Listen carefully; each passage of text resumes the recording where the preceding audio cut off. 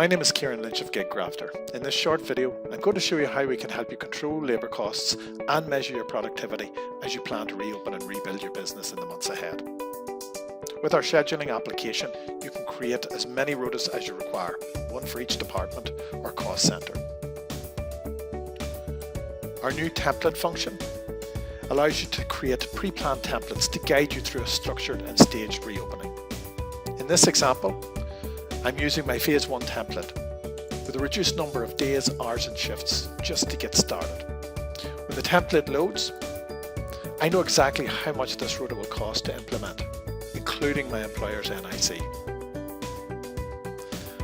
By entering my sales targets in advance for the week, I can also see my sales to cost percentage and my sales generated for each hour worked. I can adapt my rota, deleting unnecessary shifts or reducing hours as required to help me stay in budget. Once I'm ready, I publish and my staff receive instant notifications direct to their mobile phones. They can also log in and view the rota on any device at any time, keeping them up to date on all changes that occur. I hope that you found this video helpful, and if you require any further information, please don't hesitate to contact us.